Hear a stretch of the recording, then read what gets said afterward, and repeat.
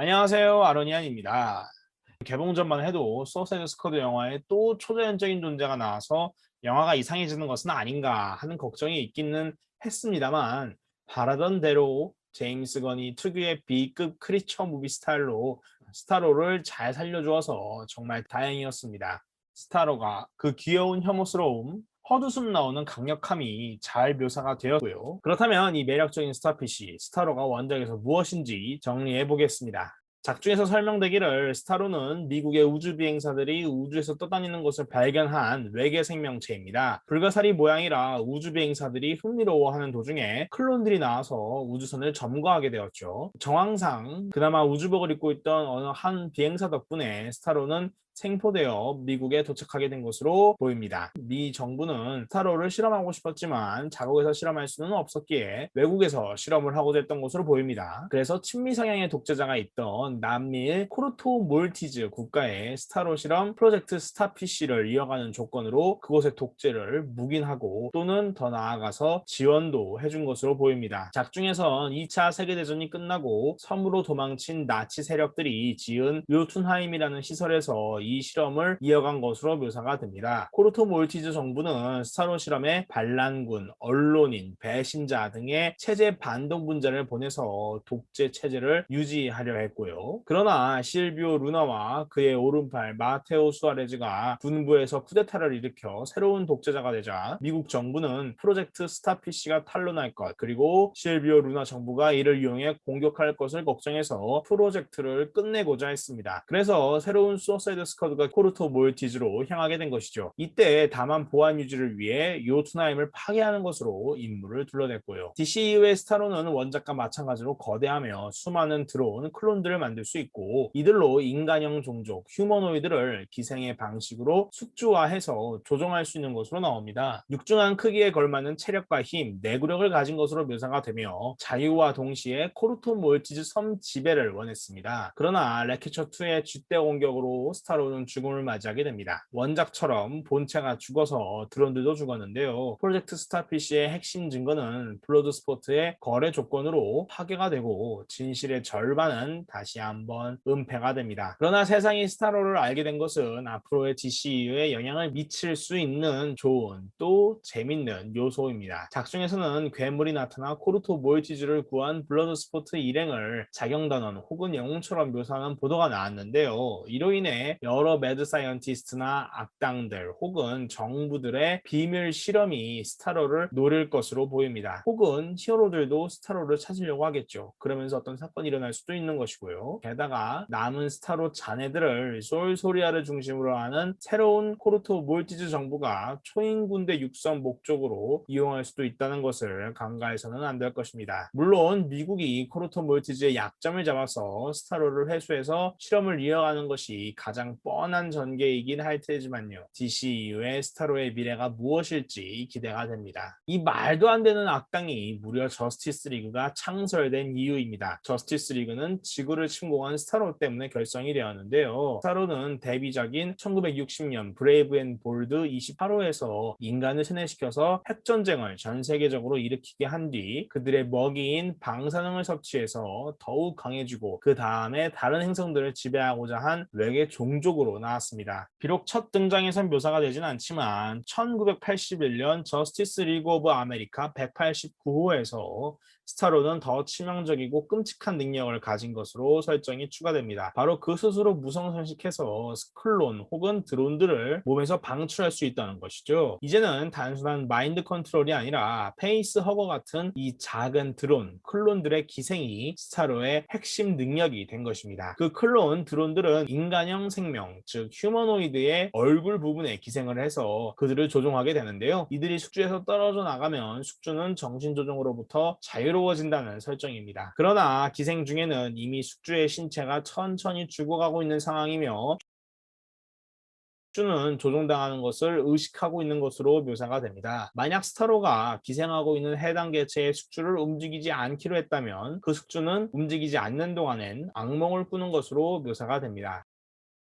다만 189호에서 스타로의 약점이 추위인 것으로 묘사가 되는 만큼 스타로도 완전 무결한 악당은 아닙니다. 영화에서 아만다 월러의 부하 직원들은 스타로를 스타피쉬 카이주라는 식으로 말하면서 놀랐는데요. 물론 사실 카이주 수준은 아닙니다. 카이주로 하기엔 조금 좀 작은 편인데요. 원작에서도 그를 마냥 카이주라고 부를 수만은 없습니다. 그가 거대해지면 카이주라고 할 수 없을 정도로 거대해지기 때문입니다. 그는 행성의 표면 한 대륙을 덮을 정도로 거대해질 수 있으며 그 아래에 수많은 휴머노이드 생명체를 조종할 수 있고 강력한 원자력 에너지를 발사할 수도 있습니다. 또한 크기가 거대해진 만큼 일종의 테라포밍 같은 능력도 할 수 있어서 기후와 생태계를 바꿀 수 있습니다. 그리고 육중해져서 그만큼 힘도 강해지죠. 스타로는 단순히 하나의 개체가 아니라 엄연히 종족이며 이는 우주에 수많은 스타로들이 있음을 의미합니다. 그들은 우주적인 스텔레파시로 소통하면서 그들의 크기도 행성 못지않게 큰데요. 빌딩 크기의 스타로를 대륙 크기의 스타로가 조종하고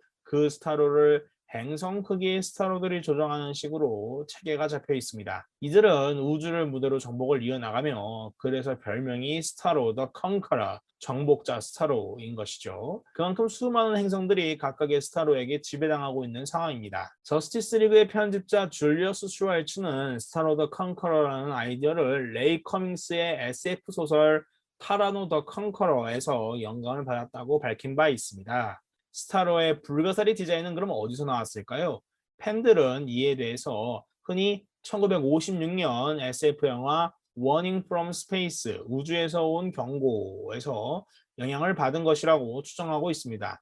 이 영화는 1954년 오리지널 고지라 영화에 영향을 받아 만들어진 일본의 특촬물로 스탠리 큐브릭의 시계테어 모렌지에도 영향을 준 컬트적인 SF 영화입니다. 페이스 허깅 클론 혹은 드론의 능력은 당연하게도 1979년 명작 에일리언의 페이스허거에서 영향을 받은 것으로 여겨지고 있습니다. 어쩌면 오늘날의 스타로는 괴수물, 크리처물, SF 그리고 코스믹 호러가 모두 만난 캐릭터라고 할 수 있겠습니다. 스타로는 심지어 어벤져스와 싸운 적도 있습니다.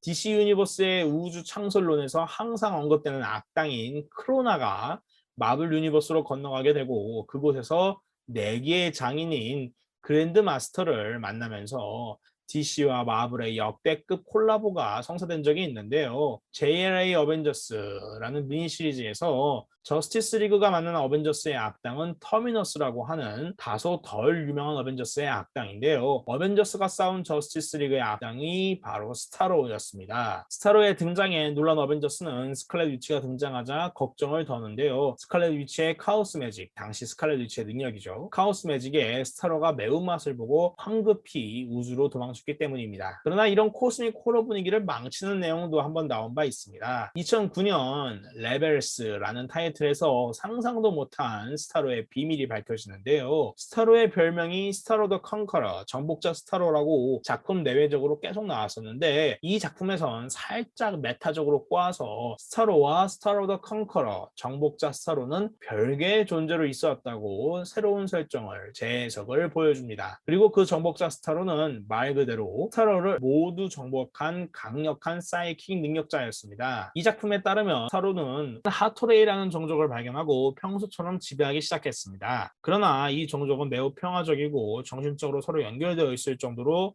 정신력이 강했고 따라서 스타로는 생각보다 고전을 면치 못하게 됩니다. 특히 자신의 세상이 파괴되는 것을 본 하토레이 종족의 코비라는 인물은 자신에게 부착된 스타로와 싸워서 이길 수 있었고 이 스타로를 이용해서 스타로들을 하나씩 정복해가기 시작합니다. 이후 코비는 스타로 종족 전체를 지배할 수 있게 되고 스타로를 이용해 우주 전체를 지배하려고 하는 흑막이 되어서 스타로 군대를 우주에 퍼뜨리게 됩니다. 팬들은 스타로의 코스믹 호러를 확 잡치는 설정 변경이라면서 이 설정을 딱히 달가워하지 않았는데요. 머지않아 2011년에 뉴 52가 시작이 되면서 이런 설정은 사라진 것으로 여겨지고 있습니다. 게임 인저스티스는 네덜랄렘의 DC 코믹스 관련 게임으로 워낙 인기가 많고 자극적인 설정과 감정선을 잘 다룬 작품이라서 팬들에게 사실상 DC판 11워라고 여겨지는데요. 이 작품은 그 게임 관련 코믹스의 속편도 등장을 했는데요. 이 속편 인저스티스 2에서는 레드랜턴 군단도 등장하게 됩니다. 레드랜턴 군단 중에 스타로가 나와서 그린랜턴 군단을 공격했습니다. 다크나이츠 메탈 이후 소스월이 붕괴되면서 저스티스 리그는 오메가 타이탄이라는 초월적인 존재들이 우주에 나타났음을 알게 됩니다. 그리고 이들과 맞서기 위해서 가장 위험한 파트너십을 맺게 되는데요. 저스티스 리그는 브레이니악, 시네스트로 같은 악당들과 손을 잡았는데요. 여기에 스타로도 합류를 했었습니다. 스타로는 저스티스 리그의 팀 미스터리에서 슈퍼맨과 같이 미스터리라는 이름의 오메가 타이탄을 막을 방법을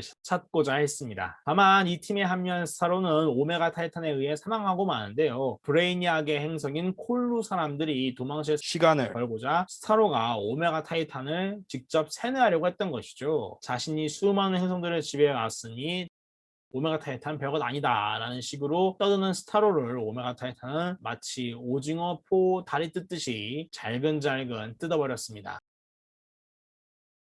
그러는 동안 콜루인들은 도망을 칠 수 있어서 그들에게 스타로는 영웅으로 남게 됩니다. 스타로가 저스티스 리그를 도운 것은 어느 정도 이해할 수 있겠으나 로빈이 되는 것은 완전히 다른 결의 충격이라고 하겠습니다. 하지만 그는 아주 잠시 배트맨의 보이 원더 로빈이 되었습니다. 오메가 타이탄과의 대결 이후 배트맨은 배트맨답게 스타로의 잔해를 수거했고 이를 실험해서 아주 작은 클론을 만들었습니다. 이 클론은 스스로 정체성을 자로라고 두는데요. 배트맨은 리전 오브 둠과 싸울 때 자로를 로빈처럼 활용했습니다. 이건 배트맨이 원한 것도 로빈이 원한 것도 아니고 바로 자로가 원한 것이었죠. 자로는 일반적인 스타로들과는 다른 사고방식과 감정 그리고 꿈을 갖게 되었습니다. 옆에서 지켜본 상처많은 영웅 배트맨을 돕는 로빈이 되는 것이었죠. 그는 배트맨을 아버지로 여기게 되었고 그가 가장 사랑하는 로빈이 되는 것이 꿈이었습니다. 그래서 배트맨은 자로에게 맞는 로빈 코스튬을 주면서 리전 오브 둠과 싸울 때 함께 했습니다. 스타로의 매력이 엄청났던 만큼 DCEU에서도 계속해서 스타로를 볼 수 있었으면 하는 바람이 생기는데요. 저스티스 리그와 아주 기괴한, 아주 거대한, 아주 징그러운, 아주 강력한 스타로가 싸우는 장면을 꼭 한번 보고 싶어집니다. 앞으로 DCEU의 스타로가 어떻게 될지